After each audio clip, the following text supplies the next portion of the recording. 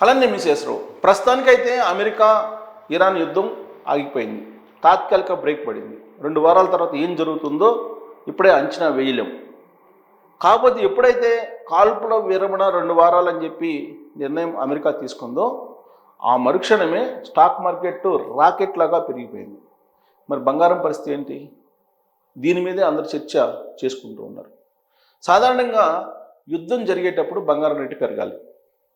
యుద్ధం ఆగిపోయిన తర్వాత బంగారం రేటు పెరుగుతుందంటే ఖచ్చితంగా అంతర్జాతీయ మార్కెట్లో గ్యాంబ్లింగ్ నడుస్తుంది అనేది మీరు స్థిరమైన అభిప్రాయానికి రావచ్చు. అయితే ఇక్కడ డాలర్కి బంగారానికి లింక్ ఉంది. చాలా సందర్భాల్లో నేను చెప్తూ ఉంటాను, డాలర్ కనుక ఇండెక్స్లో, అంతర్జాతీయ ఇండెక్స్లో మన రూపీ డాలర్ మార్కం కాదు, అంతర్జాతీయంగా డాలర్ వాల్యూ కనుక పెరిగితే బంగారం తగ్గుతుంది. అదే డాలర్ కనుక తగ్గితే డాలర్ వాల్యూ, బంగారం రేటు పెరుగుతుంది. డాలర్ పెరిగితే బంగారం రేటు తగ్గుతుంది. ఇది వైస్ వర్సా ఉంటుంది డాలర్కి, అమెరికా డాలర్కి, బంగారానికి. మరి ఇప్పుడు అంతర్జాతీయ మార్కెట్లో డాలర్ తగ్గినట్ట పెరిగినట్ట అంటే ఆయిల్ తోటి మళ్ళీ ముడిపడి ఉంది, క్రూడ్ ఆయిల్ తోటి. ఎందుకంటే క్రూడ్ ఆయిల్ అనేది ఒక పెద్ద మార్కెట్ అంతర్జాతీయంగా. ఈ క్రూడ్ ఆయిల్ మార్కెట్లోనే ఏ కరెన్సీ ఉంటే ఈ క్రూడ్ ఆయిల్ మార్కెట్ ఏ కరెన్సీలో వాణిజ్యం చేస్తే ఆ కరెన్సీయే అంతర్జాతీయంగా సింహభాగంలో ఉంటుంది. డాలరు గత కొన్ని సంవత్సరాలుగా ఎందుకు ప్రామాణికంగా ఉంది ప్రపంచానికి అని అంటే, మొత్తం ఆయిల్ ఎగుమతుల్ని దిగుమతుల్ని డాలర్లోనే చేస్తూ ఉన్నారు. ఆయిల్ వాణిజ్యాన్ని డాలర్లోనే చేస్తున్నారు. అందుకే డాలరు ఒక ప్రామాణికంగా ఉంది. ఈ డాలర్ని ప్రామాణికంగా చేసుకున్నారు కాబట్టి చాలామంది ఏం చేస్తుంటారంటే, అమెరికా సెంట్రల్ బ్యాంక్ ఉంది కదా, అమెరికా సెంట్రల్ బ్యాంక్ దగ్గర దాచుకుంటూ ఉంటారు. ప్రపంచంలో ఉండే అన్ని దేశాలు బంగారాన్ని ఆడ దాచుకుంటూ ఉంటారు, డాలర్లు కూడా దాచుకుంటూ ఉంటారు. ఎందుకంటే అంతర్జాతీయంగా అది ప్రామాణికం కాబట్టి. ఎప్పుడు ప్రపంచంలో అనిశ్చిత పరిస్థితులు వచ్చినప్పుడు భద్రపరుచుకుంటారు బంగారం అలాగే డాలర్స్ని, ఏ దేశమైనా సరే, ఆర్థిక స్థిరత్వం కోసం.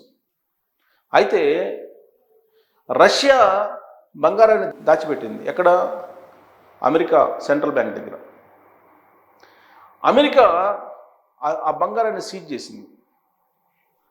అలాగే మరొక దేశం కూడా, ఇరాక్ కూడా బంగారాన్ని దాచుకుంది అక్కడ సెంట్రల్ బ్యాంకులో.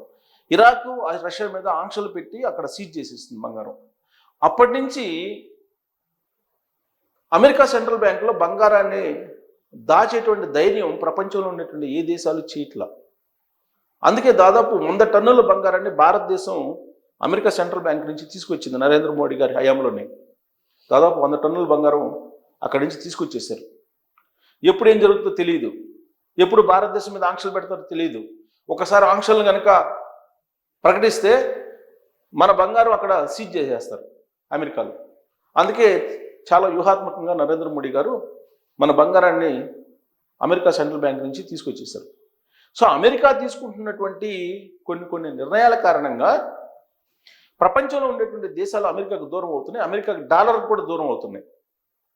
ఇప్పుడు యాజ్ ఆఫ్ నౌ జరుగుతున్న పరిస్థితి ఏంటంటే, అమెరికా సెంట్రల్ బ్యాంక్లో ఉన్నటువంటి బంగారాన్ని బయటికి తీసుకొచ్చేస్తున్నాయి ఆయా దేశాల్లో. తీసుకొచ్చి ఏం చేస్తున్నాయి? అంతర్జాతీయ మార్కెట్లో ఎక్కడ అవసరం అయితే అక్కడ వినియోగం చేస్తున్నాయి. ఎలా వినియోగం చేస్తున్నాయి? ఇప్పుడు రష్యా ఉంది, రష్యాకి ఆయిల్ పుష్కలంగా ఉంటుంది, అనేక దేశాలకు సప్లై చేస్తూ ఉంటుంది. రష్యా చైనాకి ఇంపోర్ట్ చేస్తూ ఉంటుంది, అలాగే ఇరాన్ చైనాకి ఇంపోర్ట్ చేస్తూ ఉంటుంది ఆయిల్. అయితే ఇంపోర్ట్ చేసేటప్పుడు డాలర్లని వినియోగించాలి, డాలర్లని చెల్లించి ఆయిల్ తీసుకోవాలి.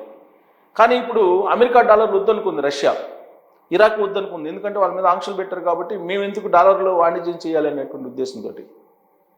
ఆ కారణం చేత రష్యా ఏం చేస్తుంది? బంగారాన్ని తీసుకుంటుంది, లేదంటే వాళ్ళ కరెన్సీని తీసుకుంటుంది. ఆయిల్ ఇచ్చినందుకు బంగారాన్ని తీసుకుంటుంది. అంటే ఏ దేశానికి ఆ దేశం అమెరికా సెంట్రల్ బ్యాంక్ నుంచి తీసుకొచ్చినాయి కాబట్టి ఈ బంగారం ద్వారా వాణిజ్యం చేసుకుంటూ ఉన్నాయి. ఆ కారణం చేత అంతర్జాతీయ మార్కెట్లో బంగారం డిమాండ్ పెరిగింది. సాధారణంగా డాలర్ వాల్యూ పెరిగితే బంగారం తగ్గాలి. కానీ ఇప్పుడు యుద్ధం జరుగుతున్నటువంటి వేళ బంగారం తగ్గుతుంది. యుద్ధం ఆపేసిన వేళ బంగారం రేటు పెరుగుతుంది. దీనికి కారణం ఏంది? యుద్ధం జరుగుతున్నప్పుడైతే మీకు అమెరికా డాలర్లో వాణిజ్యం చేయడానికి వీల్లేదని చెప్పి ఇరాన్ చెప్పేసింది. హార్మూజ్ జలసంధి నుంచి మీరు నౌకల్ని తీసుకెళ్లాలంటే మీరు అమెరికా డాలరేతర చెల్లింపులు చేయాలనేటువంటి నిబంధన పెట్టింది ఇరాన్. దాంతో అమెరికా డాలర్ మీద ఎఫెక్ట్ పడింది. అంతర్జాతీయ మార్కెట్లో డాలర్ తగ్గింది కాబట్టి ఇండెక్స్లో బంగారం రేటు పెరగాలి, కానీ బంగారం రేటు కూడా తగ్గింది యుద్ధం జరుగుతున్నప్పుడు. దానికి కారణం ఏంటంటే బంగారాన్ని మార్చుకుంటున్నారు, ఎగుమతులు దిగుమతులకు వాణిజ్య సాధనంగా ఉపయోగించుకున్నారు దాన్ని. ఆ కారణం చేత బంగారం రేటు కూడా తగ్గింది. అయితే ఇప్పుడు యుద్ధం ఆగిపోయింది కాబట్టి ఇప్పుడు హార్మజ్ జలసంధి నుంచి ఆయిల్ సరఫరా జరుగుతుంది కాబట్టి కొన్ని దేశాలు అమెరికా డాలర్ ద్వారానే వాణిజ్యాన్ని చేస్తాయి, బంగారాన్ని వినియోగించాల్సిన అవసరం లేదు. అందుకే ఇప్పుడు డాలర్ వాల్యూ పెరగడంతో పాటు బంగారం వాల్యూ కూడా పెరుగుతుంది. జనరల్గా ఇది మామూలుగా మార్కెట్ సూత్రానికి విరుద్ధంగా జరుగుతుంది. అంటే డాలర్ రేటు తగ్గినప్పుడు బంగారం రేటు తగ్గుతుంది, డాలర్ రేటు పెరిగినప్పుడు బంగారం రేటు కూడా పెరుగుతుంది. సాధారణంగా జరగాల్సినట్టు కాదు. డాలర్ పెరిగితే బంగారం తగ్గాలి, డాలర్ తగ్గితే బంగారం పెరగాలి, ఇది జరగాలి. కానీ సహజ వాణిజ్య సూత్రానికి, సహజ మార్కెట్కి భిన్నమైనటువంటి పరిస్థితి అంతర్జాతీయ మార్కెట్లో నెలకొంది ఇప్పుడు. అందుకే ఇప్పుడు డాలర్ అయితే ఇప్పుడు పతనం అవుతుంది. యుద్ధం ఆపేసిన తర్వాత పతనం అయ్యేదానికి ఛాన్సెస్ ఉన్నాయి. ఇప్పటివరకైతే అంతర్జాతీయ ఇండెక్స్లో డాలర్కు సంబంధించినటువంటి పతనం ఇంకా స్టార్ట్ కాల, పతనం కాబోతుంది రాబోయే రోజుల్లో. ఎందుకంటే యుద్ధం ఆపేశారు కాబట్టి ఫ్రీ ట్రేడ్ జరుగుతుంది, ఆయిల్ ఫ్రీ ట్రేడ్. ఈ ఆయిల్ ఫ్రీ ట్రేడ్ జరగడానికి ఇరాను ఇప్పుడు కొన్ని కండిషన్స్ పెడుతుంది. ఇరాన్ పెట్టే కండిషన్ ఏంటి? అమెరికా డాలరేతర వాణిజ్యం జరపాలి అని. అది జరిపినప్పుడు డాలర్ పతనం అవుతుంది. డాలర్ పతనం అయినప్పుడు బంగారం పెరుగుతుంది. ఇప్పుడు అదే జరుగుతుంది. యాజ్ ఆఫ్ నో అదే జరుగుతుంది. యుద్ధం ఆపేశారు, హార్మజ్ జలసంధి నుంచి ఫ్రీ ట్రేడ్ ఆయిల్ ట్రాన్స్పోర్ట్ జరుగుతుంది. ఈ ట్రాన్స్పోర్ట్ జరుగుతుంది కానీ బట్ ట్రేడింగ్ మాత్రం డాలరేతరంగా జరుగుతుంది. ఆ కారణం చేత బంగారం రేటు రాబోయే రోజుల్లో పెరగడానికి అవకాశం ఉంది. మళ్ళీ 2 వారాల తర్వాత యుద్ధం కన్నా స్టార్ట్ అయింది అనుకోండి, అప్పుడు మళ్ళీ పరిస్థితులు భిన్నంగా ఉంటాయి. మళ్ళీ బంగారం రేటు పడటానికి అవకాశం ఉంది. యాజ్ ఆఫ్ నో బంగారం చూడండి, బంగారం మార్కెట్ చూద్దాం ఒకసారి. చూడండి, హైదరాబాద్ మార్కెట్లో బంగారం రేటు 24 క్యారెట్లు వచ్చేసి గ్రాముకు 398 రూపాయలు పెరిగింది. అంటే 10 గ్రాములకు వచ్చేసి 3980, ఆల్మోస్ట్ 4000 రూపాయలు పెరిగింది. యుద్ధం తగ్గింది అనగానే 22 క్యారెట్లు వచ్చేసి 365 రూపాయలు గ్రాముకు పెరిగింది. మన యుద్ధం జరిగే టైంలో కూడా ఇక్కడ చూడండి, వరుసగా 10 గ్రాముల రేట్ ఎంత ఉందండి, ఇది చూశారు. ఎటువంటి మార్కెట్ గత కొన్ని రోజుల నుంచి మార్కెట్ని కనుక చూస్తే మనం ఈ యుద్ధం జరిగేటప్పుడు తగ్గుతూ వచ్చింది, యుద్ధం ఆగిపోయింది అనగానే మళ్ళీ పెరిగింది. ఇక్కడ మార్కెట్ శని ఆదివారాలు, ఇక్కడ ఒకరోజు సంప్రదింపులు జరుగుతున్నాయి యుద్ధం మీద, అప్పుడు పెరిగింది, మళ్ళా తగ్గింది. సో బంగారం అనేది ఇప్పుడు యుద్ధాన్ని బూచిగా చూపించి అంతర్జాతీయ మార్కెట్లో ట్రంప్ అనే ఒక వ్యక్తి, ట్రంప్ అనేటువంటి ఒక అమెరికా అధ్యక్షుడు గ్యాంబ్లింగ్ అయితే చేస్తూ ఉన్నాడు. ఈ గ్యాంబ్లింగ్లో మీరు బంగారాన్ని కొనుగోలు చేయాలా వద్దా అని అంటే అత్యవసరం అయితే తప్ప బంగారంలో పెట్టుబడులు పెడితే ఏమవుతుందో తెలియనటువంటి అంచనా వేయలేని పరిస్థితి నెలకొంది. మోర్గాన్ స్టెల్నీ చెప్పినా లేదా ఇంకో కంపెనీ చెప్పినా ఏది చెప్పినా కానీ అంతర్జాతీయ మార్కెట్లో ఏం జరుగుతుంది అనేది తెలియదు. ఎందుకంటే హోల్డ్ చేస్తున్నాడు ట్రంప్ అంతర్జాతీయ మార్కెట్ని, ఆయిల్ మార్కెట్ని, గోల్డ్ మార్కెట్ని హోల్డ్ చేస్తున్నాడు.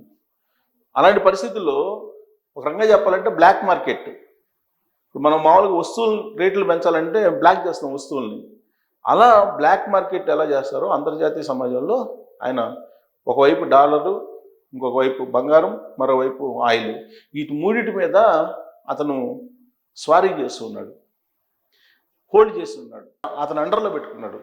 ఆ కారణం చేత ప్రపంచ దేశాలు అర్థం కానటువంటి ఆర్థిక అనిశ్చితిలోకి వెళ్ళిపోతున్నటువంటి క్రమంలో బంగారం అనేది తగ్గుతుందా పెరుగుతుందా రాబోయే రోజుల్లో అనేది చెప్పడం చాలా సంక్లిష్టం.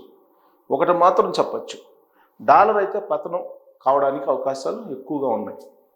అమెరికా ఆధిపత్యాన్ని తగ్గించాలంటే డాలర్ పతనం చెయ్యాలి అనేది రష్యా చైనా చేస్తున్నటువంటి ప్రయత్నం. ఈ యుద్ధం కారణంగా వాళ్ళు ఏదైతే చేయాలనుకుంటున్నారో రష్యా చైనా అది మరింత వేగంగా చేశారని చెప్పి అంతర్జాతీయంగా ఆర్థికవేత్తలు చెప్తున్నారు. మరి డాలర్ పతనం అయినప్పుడు బంగారం రేటు పెరుగుతుంది సహజంగా. కానీ సహజ సూత్రాలకు భిన్నమైనటువంటి పరిస్థితి అంతర్జాతీయ మార్కెట్లో నెలకొంది. దానికి కారణం ట్రంప్ హోల్డ్ చేయటం. కాబట్టి మనం అంచనా వేయలేం. సహజ సూత్రం ప్రకారం అయితే బంగారం పెరుగుతుంది, డాలర్ తగ్గుతుంది. కాబట్టి మరి సహజ సూత్రానికి భిన్నంగా జరుగుతున్న పరిస్థితులు మనం అంతర్జాతీయ సమాజంలో చూస్తున్నాం. కాబట్టి మరి బంగారం 50,000కు వస్తుందనో, 1,00,000కు వస్తుందనో, లేదా 1,50,000కు వస్తుందనో, లేదా 2,00,000కు పోతుందనో స్పెసిఫిక్గా అంచనా వేసి చెప్పడం అనేది అంతర్జాతీయంగా ఉండే బులియన్ మార్కెట్ నిపుణులకు కూడా అంతు చిక్కట్లేదు. దీని మీద మీరు కామెంట్ చేయొచ్చు. Thank you.